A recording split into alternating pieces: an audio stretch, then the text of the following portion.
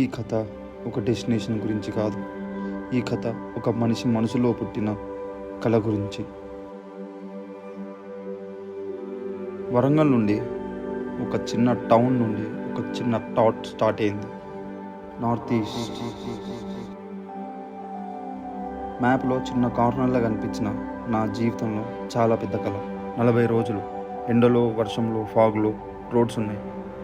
Roads లేని చోట్ల కూడా రోడ్స్ ఉన్నాయి, కానీ స్టాప్ అనే ఆప్షన్ లేదు. This wasn't a ride, this was a test of my soul.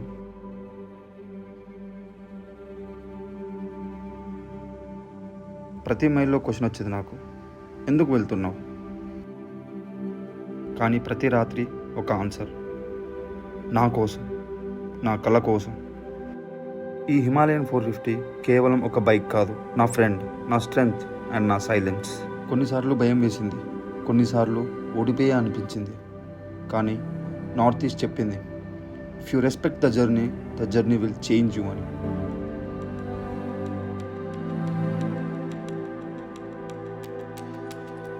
ఈ 40 రోజులు నేను రోడ్స్ చూడలేదు, నేను చూసుకున్నాను. This is not a travel vlog, this is my becoming. నా పేరు అఖిల్. ఈ జర్నీ నా జీవితంలో ఒక చాప్టర్ కాదు, ఈ జర్నీయే నా జీవితం.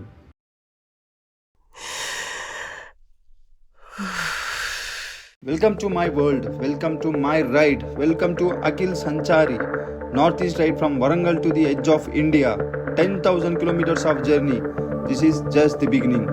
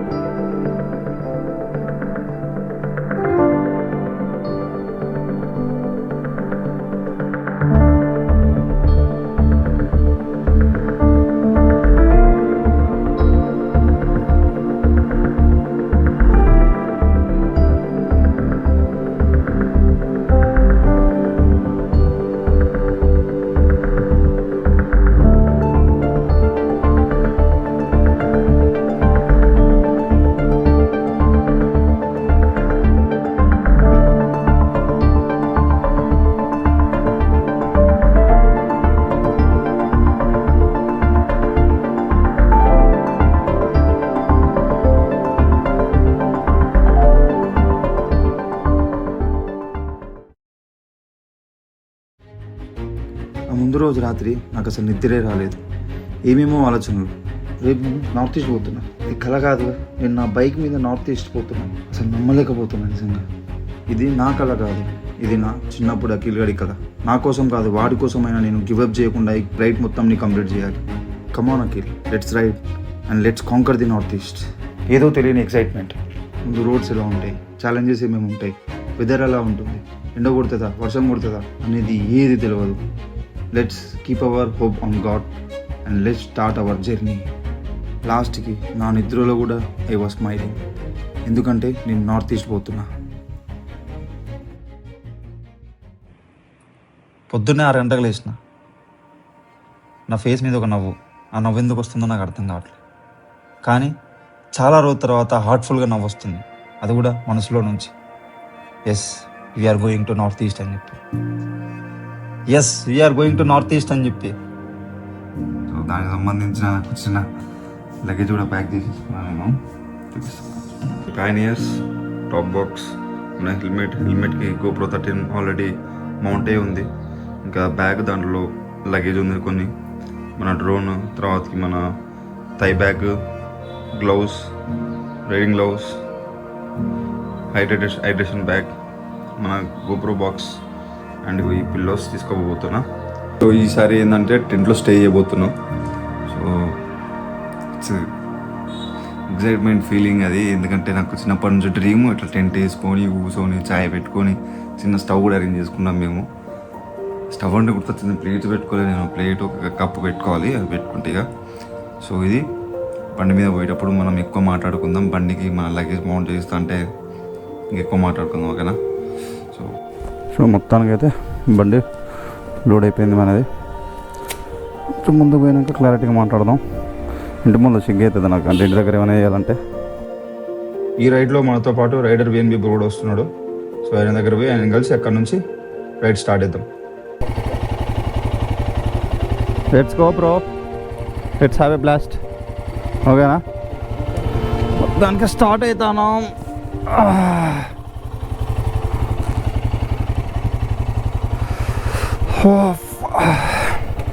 ఇంటికాడ యాక్చువల్గా కొంచెం కొంచెం భయం ఉండే అన్నట్టు. చాలా రోజుల తర్వాతకి చాలా పెద్ద రైడ్ ఎత్తాను కదా, సో దానివల్ల కొంచెం భయం. సో ఇంటికాడ మాట్లాడలే, బయటకు వచ్చిన చూపించిన పొద్దున మీకు లగేజ్ మొత్తం ప్యాక్ అయిపోయింది. సో స్టార్ట్ అవుదాం. ఫస్ట్ పెట్రోల్ కొట్టేయాలి బండ్లో. 49 కిలోమీటర్సే ఉంది రేంజ్, ఫుల్ ట్యాంక్ చేయాలి. అక్కడ నుంచి మనం మర్చిపోలేని జర్నీ స్టార్ట్ అయింది. ఎస్, మనం ఎన్నో రోజుల నుంచి కనగలన మన నార్త్ ఈస్ట్ రైడ్ స్టార్ట్ అయిపోయింది. అండ్ మనం ఈరోజు తీసుకోబోయే route from Warangal via Khammam, Rajahmundry and Visakhapatnam. Let's go to north east. ఇది మన first full tank. Okay,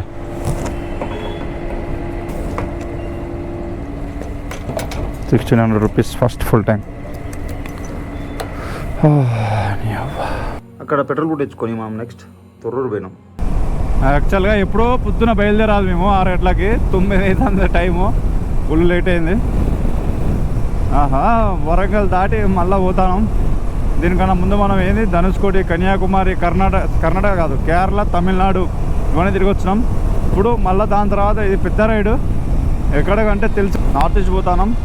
30 days ride ధూళి తిరిగిపోతుంది అని నాకు తెలిసి పిచ్చిలు ఎత్తుంది. అసలు లొకేషన్స్ మేము ఒక్కొక్కటి ఎక్స్ప్లోర్ చేసినాం. అంటే మేము ఏమేమి పోవాలి, ఏమేమి చూడాలనేటి అవన్నీ చూసిన తర్వాతకి నాకు మెంటల్ ఎక్కిపోయింది. ఎంత బాగున్నాయి ఒక్కొక్క లొకేషన్స్, అసలు ఎవెనిక అవి. నాకైతే ఫుల్ అంటే ఫుల్ ఎగ్జైట్మెంట్ బిల్డ్ అవుతుంది ఈ రైడు. లిటరల్గా అది మాటలు చెప్పలేకపోతాను నేను, అంత మంచిగా ఉన్నది. మొత్తానికి స్టార్టెడ్. తొర్రూరులో కొంచెం మన ఫ్రెండ్స్ రైడర్ విఎన్బి వాళ్ళ ఫ్రెండ్స్ ఉండే, సో వాళ్ళని కలిసి బయలుదేరేసరికి కొంచెం టైం పట్టింది. టైం వచ్చేసి 10:30 or 11 అవుతుంది. 11కి స్టార్ట్ అవుతాను. ఇక మ్యాక్సిమం ఫస్ట్ హాల్ట్ మాత్రం 100% విశాఖపట్నం. కానీ సడన్గా ఒక దరిద్రం, చాలా దారుణమైన దరిద్రం. నిన్ననే బండి సర్వీస్కి ఇచ్చిన నేను. అయితే ఈ ఫ్రంట్ బ్రేక్ ఉన్నది చూడు, ఈ ఫ్రంట్ బ్రేక్ వేస్తే బండి వన్ సైడ్కి ఉంచుతుంది. చూసిర్రా, ఇగో 1 సైడ్కి ఉంచుతుంది బండి. సో అందుకనే నేను కొంచెం మెల్లగా జాగ్రత్తగా పోతాను. ఫ్రంట్ బ్రేక్ ఎక్కువ యూజ్ చేస్తాను. వెనక బ్రేక్ వేసి ఫ్రంట్ బ్రేక్ చాలా చిన్నగా ఇట్లా మెల్లగా వేస్తాను అంతే. నిన్ననే ఇచ్చిన సర్వీసింగ్కి ఏం చేసిండేమో నాకు అర్థమైతే లేదు. బండి వన్ సైడ్ మొత్తం ఉంగుతుంది బ్రేక్ వేస్తే. అటు అరుణాచల్ ప్రదేశ్లో మొత్తం అన్ని ఘాట్స్ ఉంటాయి, ఈడేమో మొత్తం ఆగా చేసిండు. పిచ్చలు ఎత్తుంది నాకు. బండి స్పీడ్ పోవాలంటే భయం అవుతుంది నాకు. ఎందుకో ముందు టైర్ విగల్ అవుతుంది, షేక్ అవుతుంది ఏమో ముందు టైర్ అని అనిపిస్తుంది నాకు. అసలు చూడాలి, బండి ముందే పెట్టి ఆపి చూడాలి. లేకపోతే విశాఖపట్నంలో అయినా షోరూమ్లు వేయాలి ఇక. లేకపోతే ఈ సిచ్యువేషన్తో మనం పోయి ఆడ పుచ్చుకునే ఏమైనా అయిందనుకో, సరే రాయి మీద ఉన్నాం, బండి ఫ్రంట్ బ్రేక్ ఇట్లా వేసినాం ఇట్లా ఫ్రంట్ సైడ్ చూడుకో, హ్యాండిల్ కూడా మొత్తం అటు తిరిగేస్తాను అట్లున్నది. సో చాలామంది నన్ను మోటో వ్లాగింగ్ గురించి అడిగారు, ఎట్లా స్టార్ట్ చేయాలి, ఎలా స్టార్ట్ చేయాలి అనుకుంటే మాత్రం ఇది వినండి మీరు. నన్ను చాలామంది అడిగారు, అయ్యా మోటో వ్లాగింగ్ చేస్తా, నేను కూడా మోటో వ్లాగింగ్ చేస్తా, టిప్స్ చెప్పండి అని. ఒకటి చిన్న సజెషన్ ఏంటంటే, మోటో వ్లాగింగ్ అనేది చాలా ఖర్చుతో కూడుకున్న పని. సో మోటో వ్లాగ్ చేయాలనుకుంటే you have to buy a GoPro or లేకపోతే యాక్షన్ ప్రో కెమెరాలు అయినా తీసుకోవాలి. ఇంకా నువ్వు ఒకవేళ లాంగ్స్ కొడతా ఇన్ ఫ్యూచర్ లేదు, నేను లోకల్స్ కొట్టుకుంటా అంటే GoPro ఉంటుంది, సరిపోతుంది. బండి ఏది ఉన్నా పర్లేదు. ఒక్కవేళ లాంగ్ పోతే ఫ్యూచర్ అంటే మాత్రం ఇట్లా సెటప్ అంతా కొనుక్కోవాలి మనం. నేను ఫస్ట్ పీకుతా పొడుస్తా ఏముంది మోటో వ్లాగింగ్ అనుకొని చెప్పి దీని తర్వాత నాకు అర్థమైంది మామూలు ఖర్చులు కావు అసలు. నేను చెప్పాలంటే నా రైడింగ్ జాకెట్ నేను వేసుకున్నది ఇప్పుడు ₹18,900 రైడింగ్ జాకెట్. ఇంకా నాది ఇప్పుడు నేను షటిల్ బ్యాగ్స్ ఉన్నవాడు అవి ₹6,000 పేరు రెండు కలిపి. అండ్ సడిల్ స్టాండ్స్ ఉన్నాయి. వాడు సడిల్ స్టాండ్స్ 2500 రూపీస్ సడిల్ స్టాండ్స్. ఇంకేం తీసుకున్నాను నేను, ఇంకేమో ఎక్కించిన కదరా షటిల్ బ్యాగ్స్, షటిల్ స్టాండ్స్. కింద నేను కూర్చున్న సీట్ ఉన్నది చూడు, అదేమో దగ్గర 2000 రూపీస్. సో అది కూడా మళ్ళీ ట్రిప్స్కి పెట్రోల్స్కి బాబా దూలు తిరిపోతుంది అబ్బా. నేనే చెప్తానా, ఇప్పుడు ఈ ట్రిప్ రైడ్ నాకు బడ్జెట్ ఎంత అంటే 80,000 పడుతుంది. 80,000 బడ్జెట్.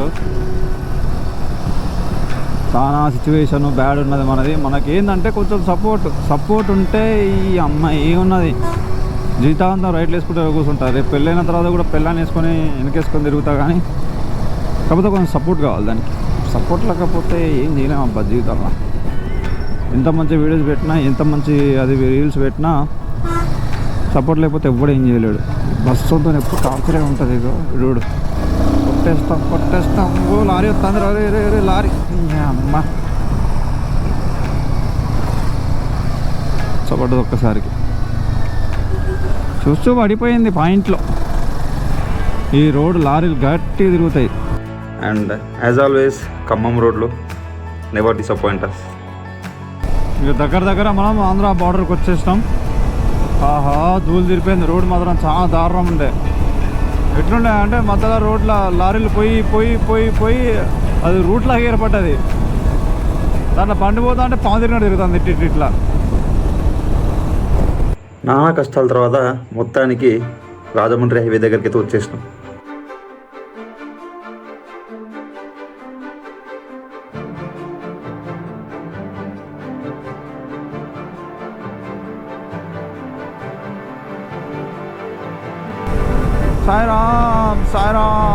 సాయిరామ్ అనుకుంటూ వచ్చినా నేను రాజమండ్రి. రైడ్ ఎక్కాలి. ఇది ఎక్కినా అంటే ఇక అసలు ఇక స్తోత్రములు అనుకుంటా వెళ్ళిపోతూనే ఉంటాం. ఇక ఈ రోడ్ ఎక్కినావా ఇక గుంజుని తల్లి గుంజు పోతూనే ఉంటాం. ఆహా అమ్మతోడికి 120 పోతాంట్రా వాడితో పోతాంట్రా వాడు.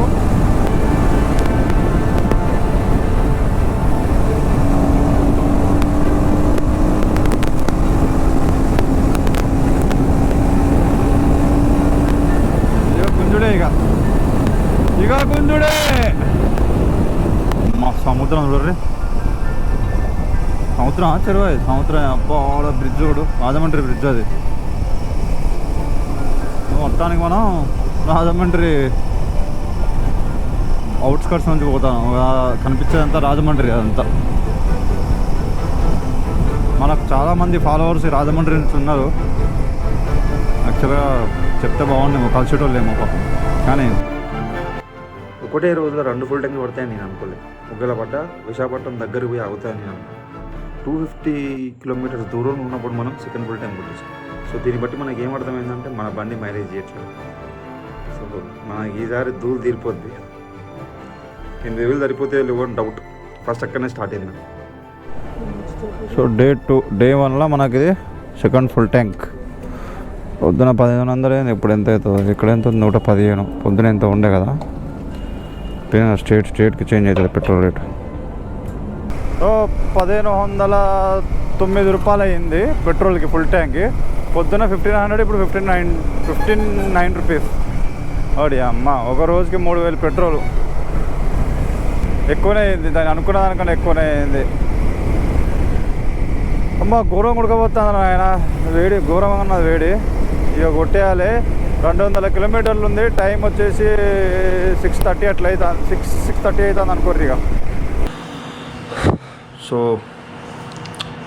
మొత్తానికి విశాఖపట్నం వచ్చినాం. విశాఖపట్నంకి వచ్చి తన ఉరికిన డెక్కట్లోనికి. ఎందుకంటే 9 o'clock క్లోజ్ అయిపోతుంది అది.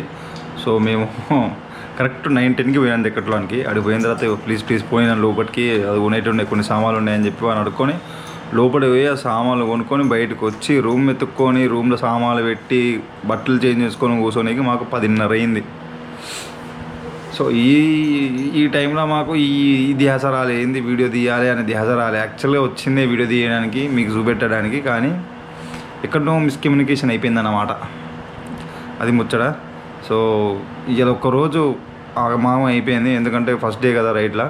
కొంచెం ఆగమాం గుంజుడు అండ్ మన రోడ్డు అసలు బీవత్సమైన రోడ్ అది. ఆ రోడ్డు చూస్తే నాకు పిచ్చి వేసిపోయింది నాకు. అబ్బని అమ్మ బ్యాక్ పెయిన్ మామూలుగా రావట్లే. రైట్ తిప్పిన బొందే ఉన్నది, లెఫ్ట్ తిప్పిన బొందే ఉన్నది. ఇది దాని దుంపదేగా. సో ఇది పంచాయతీ ఈరోజు.